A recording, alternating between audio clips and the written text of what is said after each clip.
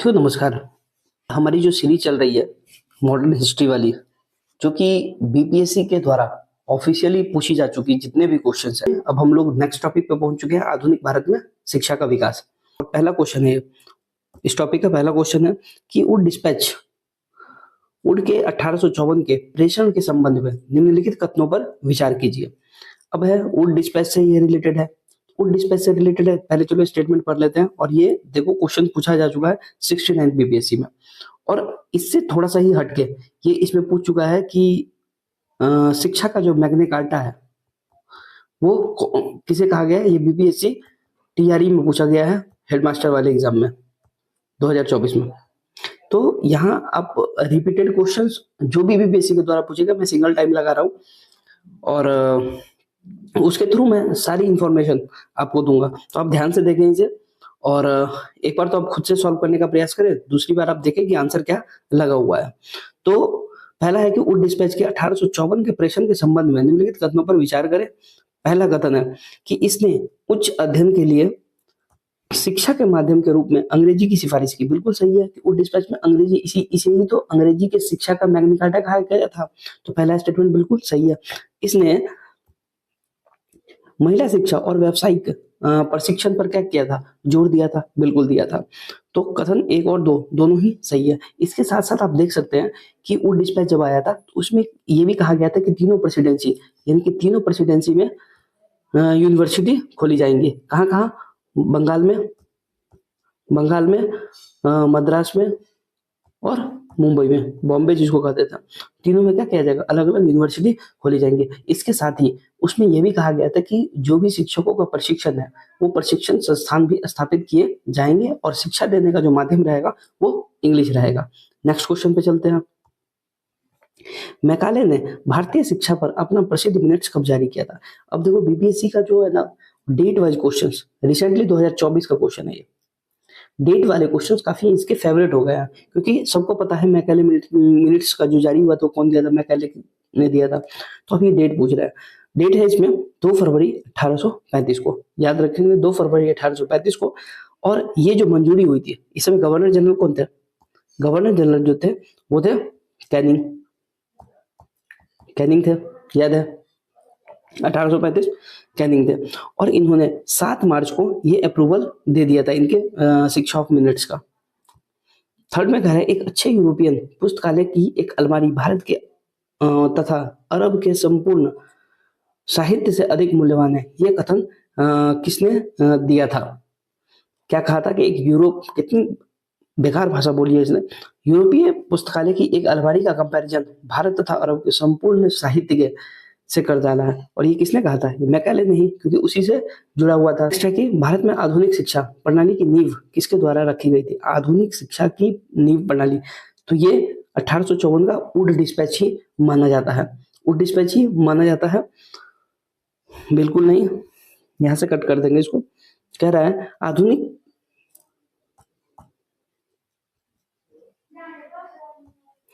चौथा number question है कि भारत में आधुनिक शिक्षा की नींव किसके द्वारा रखी गई? तो नींव रखा गया था आपको किसके द्वारा? 1835 का मैकाले मिनट्स के द्वारा, क्योंकि वहीं से आधुनिक शिक्षा की शुरुआत पड़ चुकी थी, जिसमें उन्होंने अंग्रेजी को क्या माध्यम बनाना चालू किया था।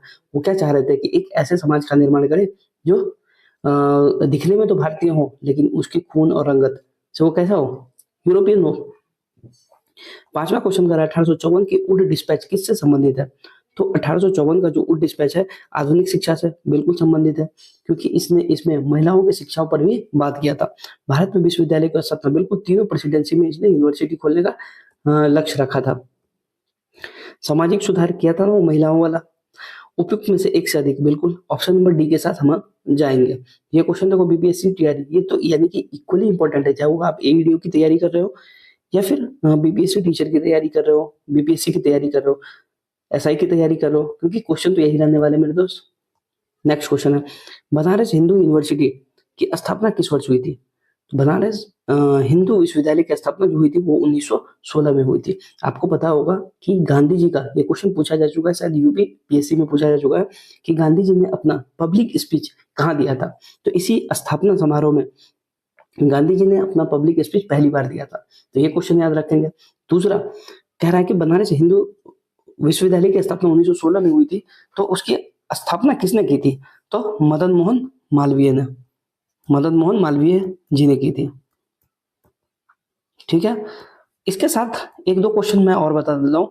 1916 का डेट देखते ही दो चार बातें सामने आ जाती हैं, क्योंकि पटना कॉलेज की भी स्थापना जो हुई थी, पटना कॉलेज की स्थापना, बिल्कुल पटना कॉलेज की स्थापना, एक सेकेंड,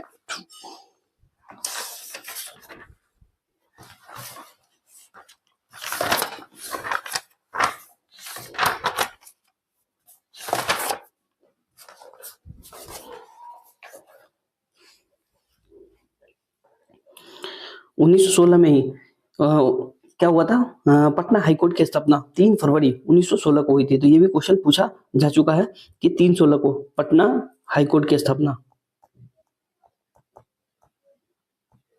पटना हाईकोर्ट की स्थापना 3 फरवरी 1916 को ही हुई थी। 1916 से ये देख सकते हैं, जब पटना हाईकोर्ट की स्थापना देख लिया, तो इसके साथ साथ हम लोग क्या देखना चाहते हैं, पटना कॉलेज की भी, क्योंकि कंफ्यूजन बना रहेगा। वो कब हुआ था? 1863 में। ठीक है, नेक्स्ट है 1902 में कर्जन ने दो भारतीय सदस्यों को सम्मिलित करते हुए एक विश्वविद्यालय आयोग का गठन किया था। विश्वविद्यालय आयोग का गठन किया था, इसमें कौन कौन थे? तो सैयद बिलग्रामी और न्यायमूर्ति गुरुदास बनर्जी थे। इन दोनों का नाम इंपॉर्टेंट हो जाता है। अब ये क्वेश्चन यहाँ एक्स्ट्रा आता है कि ये जो विश्वविद्यालय आयोग था किसके रिकमेंडेशन था? तो ये रैले कमीशन का था। किसका था? रैले कमीशन, जो कि 1902 में ही गठित हुआ था, रैले कमीशन, इसी की अनुशंसा पे ये आई थी। नेक्स्ट है कि किसने 1904 में भारतीय यूनिवर्सिटी यानी विश्वविद्यालय पर कड़े नियंत्रण करते हुए भारतीय विश्वविद्यालय अधिनियम पारित किया गया था? आपको पता है, जब उस समय ये बंगाल विभाजन का दौर चल रहा था 1905 के समय में, तो कह रहा है क्या, विश्वविद्यालय अधिनियम लाते हुए क्या करना चाहता? नियंत्रण करना चाहता। इस समय कौन थे? तो कर्जन थे, क्योंकि कर्जन 1905 तक गवर्नर जनरल रहे थे। कर्जन का जो टाइम पीरियड था वो 1899 से 1905 तक के समय के लिए था। नेक्स्ट है कि लॉर्ड कर्जन के द्वारा किस वर्ष इंडियन यूनिवर्सिटी एक्ट पारित किया गया? अभी बताएं क्या, 1904। किसके रिकमेंडेशन की समिति ने इसको पेश किया था? तो रैली कमीशन। किसने? रैले कमीशन ने किया था। नेक्स्ट क्वेश्चन है 1817 में कोलकाता में हिंदू कॉलेज की स्थापना किसने की थी? आप बेफिक्र रहें, ये जितने भी क्वेश्चंस है और जितने भी मैं आंसर आपको बता रहा हूँ वो ऑफिशियल बीपीएससी के द्वारा दिए गए हैं। 1817 में कोलकाता में हिंदू कॉलेज की स्थापना किसने की थी? हम लोग यहाँ डेरिजियो को देख के ना थोड़ा सा संशय हो जाते हैं। आंसर है इसका डेविड हेयर। कौन है? David Hare. तो डेविड हेयर के साथ वहां के प्रोमिनेंट फिगर जो थे, कौन? राधाकांत दास जी, वो उनके साथ थे, और दीवान बैद्यनाथ मुखर्जी करके, जो कि वहां के प्रोमिनेंट फिगर है, यानी प्रसिद्ध फिगर है। तो ये लोग थे। लेकिन स्थापना किसने की थी? अगर ऑफिशियल आंसर यही है, डेविड हेयर। भले सहायता में आप राधाकांत जी को मान सकते हैं, दीवान बैद्यनाथ जी को मान सकते हैं। और इसमें एक आदमी जो मोस्ट इंपोर्टेंट थे वो राजा राममोहन राय भी थे, इनको तो भुलाया नहीं जा सकता। 11 नंबर क्वेश्चन कर रहा है कोलकाता में फोर्ट विलियम कॉलेज। सब देख लिए, कोलकाता हिंदू कॉलेज अलग है, फोर्ट विलियम कॉलेज अलग है, और एशियाटिक सोसाइटी अलग है। Don't get confused between these 3 names, क्योंकि कोलकाता का नाम आते ही और कॉलेज का नाम आते ही हम लोग उलझ जाते हैं। कोलकाता में फोर्ट विलियम कॉलेज ये क्यों बनाया गया था? 1802 में भारतीय भाषाओं के ऐतिहासिक शोध के लिए? बिल्कुल नहीं। 1802 में भारतीय संस्कृति और परंपरा को समझने के लिए। ये छोटा सा बुक का मतलब था, ये लोग तो पैसा बनाने आया था। 1800 में केवल भारतीय सिविल सेवकों को प्रशिक्षित करने के लिए? केवल? बिल्कुल नहीं। 1800 में सिविल सेवकों को भारतीय भाषाओं में प्रशिक्षित करने के लिए। बिल्कुल सही ऑप्शन है। वाई? क्योंकि उस समय जितने भी सिविल सेवक अपॉइंट होते थे वो मोस्ट ऑफ द क्या होते थे? अंग्रेज होते थे। तो उनको, और इंडिया में उस समय भाषा क्या थी? फारसी और हिंदी, इंग्लिश। तो इसलिए उन लोगों को इंग्लिश में तो सिखाना है नहीं, तो भारतीय भाषाओं का प्रशिक्षण देना, फारसी का देना जरूरी था। नेक्स्ट क्वेश्चन है कि नेशनल काउंसिल ऑफ एजुकेशन की स्थापना कब हुई थी? नेशनल काउंसिल ऑफ एजुकेशन वही है भारतीय शिक्षा परिषद। भारतीय शिक्षा परिषद की स्थापना कब हुई थी? और ये कारण क्या था इसका? कारण वही था जो बंगाल विभाजन के बाद स्वदेशी आंदोलन का मूवमेंट, स्वदेशी आंदोलन वाला मूवमेंट। इसी के कारण हम लोग क्या चाह रहे थे कि जो भी हो शिक्षा से लेके सारी चीज हम लोग खुद प्रोडक्ट करें। तो 15 अगस्त 1906 को हुआ था। कब हुआ था? 15 अगस्त 1906 को। इस डेट को याद रखेंगे। 13 नंबर क्वेश्चन कर रहा है 1885 में डब्ल्यू.सी. बनर्जी यानी भीमेश चंद्र बनर्जी द्वारा इंगित भारतीय राष्ट्रीय कांग्रेस के निम्न उद्देश्यों में से कौन सा नहीं था? उद्देश्य क्या नहीं था, नहीं पूछ रहा है। देश के हितों की रक्षा करने वाले भारतीयों के बीच संपर्क और मित्रता को बढ़ाना। दूसरा है देशवासियों के बीच जाति, संप्रदाय और प्रांतीय पक्षपातों की भावना को दूर करके उनमें से राष्ट्रीय एकता की भावना को विकसित करना। डब्ल्यू.सी. बनर्जी द्वारा बिल्कुल ये भी था और ये भी था। कार्य के शिक्षित वर्ग को पूर्ण सम्मति से महत्वपूर्ण और आवश्यक सामाजिक विषयों पर विषय प्रकट करना, यह भी था। यह निर्धारित करना कि आगामी वर्षों में भारतीय लोकहित के लिए किस दिशा में और किस आधार पर कार्य करे। बिल्कुल। तो कार्य कि कौन सा नहीं था? तो ये सब तो थे, तो कौन सा? उपयुक्त में से कोई नहीं। ठीक है, उपयुक्त में से कोई नहीं। ये है उपयुक्त में, जब ये सही होते, अगर पूछता कौन कौन सा था तो उपयुक्त में से एक से आंसर तो डी ही होता, लेकिन दोनों का वो चेंज हो जाता। 14 नंबर क्वेश्चन कह रहा है कि शिक्षा में सुधार हेतु ब्रिटिश सरकार ने सैडलर कमीशन का आयोग, सैडलर कमीशन या आयोग का नियुक्ति कब किया था? तो सैडलर कमीशन और आयोग की जो नियुक्ति हुई थी 1917 में हुई थी। ये प्राथमिक शिक्षा से रिलेटेड था। किससे रिलेटेड था? प्राथमिक शिक्षा से रिलेटेड था। और ये सोच रहे थे कि अगर आपको बाद में अगर ठीक करना है तो आपको बेसिक इंफ्रास्ट्रक्चर या बेसिक एजुकेशन को ठीक करना होगा, और इसकी अध्यक्षता सैडलर ने की थी, इसीलिए इसका नाम ही पड़ गया था सैडलर विश्वविद्यालय आयोग।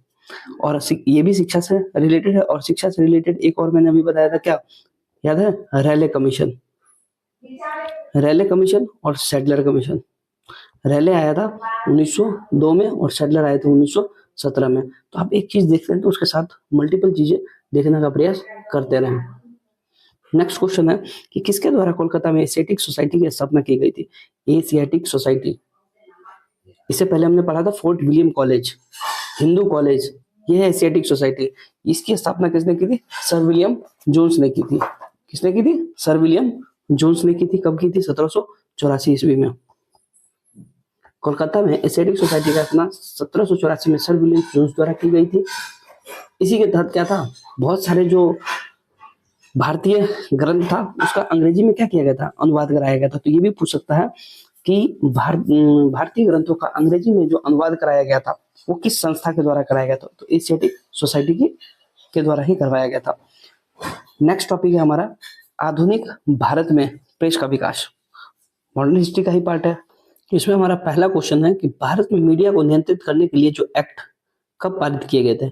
मीडिया को यानी कि आवाज को जो नियंत्रित करने के लिए जो एक्ट पारित किए गए थे, आपको पता है कि इसका ऐलान जो हुआ था वो किसके समय में हुआ था? 1800, यानी कि ये तो मल्टीपल चीजें, ये मल्टीपल टाइम में अलग अलग तरीकों से किया गया था। तो इसमें जो है 1835 में भी एक बार लाया गया था। क्या 1835 में लाया गया था कि अगर कोई पुस्तकें का पंजीकरण अधिनियम करके इस तरह से लाया गया था। 67 में भी लाया गया था कि अगर आपको कुछ पब्लिश करना है तो गवर्नमेंट से क्या लाना पड़ेगा? आदेश लेना पड़ेगा। 1878 काफी इंपॉर्टेंट हो जाता है क्योंकि 1878 में ही किसने? लीटन ने वर्नाक्युलर प्रेस एक्ट लाया था। और यदि सरकार की आप आलोचना कर ही नहीं सकते, उनके बारे में कुछ लिख ही नहीं सकते हैं। और फिर मिंटो लाया 1908 में। तो इससे आपको क्या हुआ ना, एक गवर्नर जनरल के सीक्वेंस को भी थोड़ा बहुत पकड़ने में आ जाएगा, क्योंकि जब आप किसी सीक्वेंसिंग को देखेंगे। फिर 1835 में आपको पता है, अभी हमने पढ़ा था क्या, कैनिंग का 1867 में हो गया, फिर 1878 में हो गया और 1908 में हो गया। तो क्या है, कब कब एक्ट लाया गया था? 1835 में, 67 में, 78 में, 1908 में लाया गया था। नेक्स्ट क्वेश्चन है कि 1878 का जो वर्नाकुलर प्रेस एक्ट था किसने रद्द कर दिया था? तो सब लीटन ने लाया था, लीटन ने लाया था। और किसने खत्म कर दिया था? रीपन ने खत्म कर दिया था, क्योंकि लीटन के बाद रीपन ही आए थे। तो लीटन फिर रीपन, याद रखेंगे। रीपन से जुड़ी हुई और भी है, ये इन्होंने औद्योगिक क्षेत्र में काफी काम किया था। किसने? रीपन ने। तो इनको औद्योगिक क्षेत्र के लिए काफी ही माना जाता है। और सबसे बड़ी बात ये थी कि स्थानीय स्वशासन के जनक भी इनको कहा जाता है। स्थानीय स्वशासन का जनक भी इन्हें कहा जाता है। नेक्स्ट क्वेश्चन है तीसरा, वर्नाकुलर प्रेस एक्ट के बारे में निम्नलिखित में से कौन सा कथन सही है? वर्नाकुलर प्रेस एक्ट को, तो वर्नाकुलर प्रेस एक्ट अभी बताए थे कि लीटन ने लाया था, उसको गिगिंग एक्ट भी कहा जाता था, गिगिंग एक्ट भी कहा जाता था। कह रहे कि इसे लॉर्ड लीटन द्वारा अधिनियमित किया गया था। बिल्कुल सही, अभी हमने पढ़ा, उनका कार्यकाल जो था 1876 से 80 उसमें लाया था। इसे गिगिंग अधिनियम भी कहा जाने लगा था, गिगिंग अधिनियम कहा जाने लगा था। इस अधिनियम को लॉर्ड रिपन ने निरस्त कर दिया था। यानी कि तीनों स्टेटमेंट क्या है, बिल्कुल ही सही है। तो ये हमारा ऑप्शन नंबर क्या हो जाएगा, ए हो जाएगा। नेक्स्ट क्वेश्चन है कि वर्नाकुलर प्रेस एक्ट ने भारतीय भाषाएं समाचार पत्रों को स्वतंत्रता पर गंभीर प्रतिबंध लगा दिए थे। यह किस वर्ष पारित किया गया था? तो वर्नाकुलर प्रेस एक्ट 1878 में ही पारित किया गया था। और इसके तहत जो मतलब इस अधिनियम का जो दंश झेला था वो कौन कौन से पत्र, उस समय जो पत्र या समाचार पत्र थे, जैसे सोम प्रकाश, भरत मिहिर, ढाका प्रकाश, सहचर, ये सब थे। तो याद रख सकते हैं कि इसका जो गाज गिरा था किस किस पे गिरा था? सोम प्रकाश पे, भरत मिहिर, ढाका प्रकाश और सहचर। तो ये कुछ इंपॉर्टेंट समाचार पत्र और पत्रिकाएं थी। निम्न अखबारों में से कौन सा मुख्यतः उदारवादियों की नीतियों का प्रचारक था? तो उदारवादी की नीतियों का जो प्रचारक था वो लीडर था। और आपको पता है लीडर जो शुरू किया गया था वो किसके द्वारा शुरू किया गया था? द लीडर की स्थापना किसने की थी? मदन मोहन मालवीय जी ने की थी। यंग इंडिया आपको पता ही है, यंग इंडिया क्या थी? पत्रिका थी। तो ये महात्मा गांधी द्वारा शुरू किया गया था।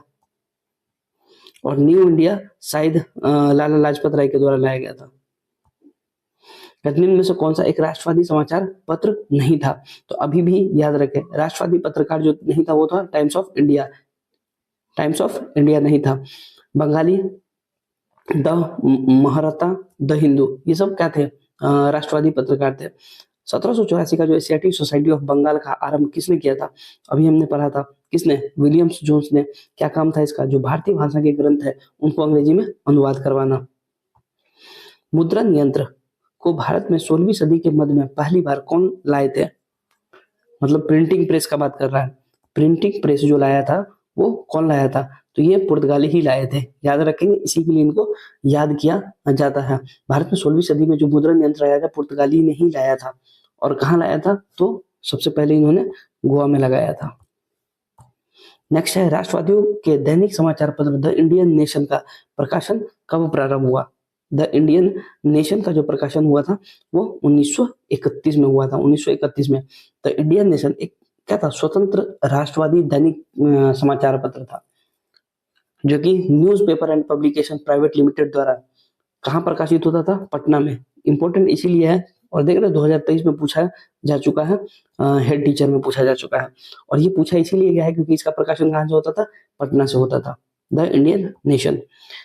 11 नंबर है, भारत में मीडिया को नियंत्रित करने के लिए जो एक्ट कब पारित किए गए थे? रिपीटेटिव क्वेश्चन है, ये एक बार पूछा जा चुका था पहले और फिर से आया है। इसको थोड़ा सा हम लोग छोटा कर देते हैं ताकि दिख जाए। तो ये जो आया था आपको 11 नंबर क्वेश्चन है। ये अभी हमने पढ़ा था 1835, 1878 और कब? 1908 में। ये लीटन के समय में, मिंटो के समय में, और 1867 और 1835 में कैनिंग। और इस समय कौन थे? 1864 के रॉबर्ट क्लाइव के आसपास ही आए थे। रॉबर्ट क्लाइव, याद ना, 1857 के विद्रोह के बाद। नेक्स्ट है, अमेरिका में फ्री हिंदुस्तान अखबार किसने शुरू किया था? अमेरिका में शुरू किया था और नाम इसका क्या रखा गया था? फ्री हिंदुस्तान। ये तारकनाथ दास जी ने शुरू किया था। लाला हरदयाल आपको पता है गदर पत्रिका से जुड़े थे, जबकि ये क्या थे? उसके सिर्फ पथ प्रदर्शक थे। और ओरिजिनली को शुरू कौन किया था गदर को? सोहन सिंह भाकना ने। किसने? सोहन सिंह भाकना ने। तो हम लोग संस्थापक लाला हरदयाल को नहीं, लाला हरदयाल इतने मतलब जुड़े हुए थे, पथ प्रदर्शक थे, इसीलिए वो ज्यादा फेमस हो गए। नेक्स्ट है कि किस अखबार ने भारतीय राष्ट्रीय कांग्रेस की संभावित भविष्य की भूमिका के बारे में निम्नलिखित लिखा? हमारे देश की भावी संसद का केंद्र है और यह हमारे देशवासियों के लिए अकल्पनीय परिणाम की भलाई की ओर ले जाएगा। ऐसा कह रहा है कि किस अखबार ने लिखा था? ये लिखा था द इंडियन मिरर ने लिखा था। किसने? द इंडियन मिरर ने अपने 1886, आपको पता है 85 का जो अधिवेशन हुआ था बॉम्बे में हुआ था, और 1886 का कहाँ हुआ था? कलकत्ता में हुआ था। तो इसीलिए और बॉम्बे में, और कहाँ? कोलकाता में। उसके बाद हुआ था तीसरा मद्रास में हुआ था। ठीक है, नेक्स्ट क्वेश्चन है, नीचे दिए गए विकल्पों में से राष्ट्रवादी समाचार पत्र द हिंदू, केसरी, बंगाली, हिंदुस्तानी और सुधारक के संपादकों के नाम का सही संयोजन ज्ञात करें। ये क्वेश्चन आपको पहले ही पूछ चुका है 2018 में। ठीक है, आप यहां से पहला से देखें, द हिंदू है जी सुब्रमण्यम अय्यर, दूसरा केसरी बाल गंगाधर तिलक, हिंदुस्तानी गंगा प्रसाद वर्मा और गोपाल कृष्ण गोखले को सुरेंद्र नाथ बनर्जी हैं। तो ऑप्शन नंबर डी हो जाएगा इसका, सुरेंद्र नाथ बनर्जी, गंगा प्रसाद वर्मा, गोपाल कृष्ण गोखले जी। 15 नंबर क्वेश्चन कह रहा है हमारा कि free Hindustan, Indian opinion, voice of India, Bengali. तो हम लोगों को जो पहले आ रहा हो ना उससे हम लोग मिलाने का प्रयास करते हैं। इंडियन ओपिनियन किसने शुरू किया होगा? महात्मा गांधी ने साउथ अफ्रीका में शुरू किया था। तो 2 का 1, तो ये दोनों ऑप्शन है। ठीक है, वॉइस ऑफ इंडिया, बंगाली का तो पता ही है हमें, क्या? सुरेंद्र नाथ बनर्जी। तो 4 का सी। फ्री हिंदुस्तान किसने शुरू किया था? इंडियन ओपिनियन होगा। वॉइस ऑफ इंडिया दादा भाई नौरोजी ने शुरू किया था, और फ्री हिंदुस्तान तारकनाथ दास। तो इस तरह से पहला का डी और दूसरा का ये, तो बिल्कुल बी ऑप्शन के पास हम जा सकते हैं। तो ये बीपीएससी के द्वारा पूछे गए इन 2 टॉपिकों से क्वेश्चंस थे, और we will discuss shortly all the questions. एक भी क्वेश्चंस मिस नहीं होगा जो भी बीपीएससी के द्वारा पूछे गए होंगे।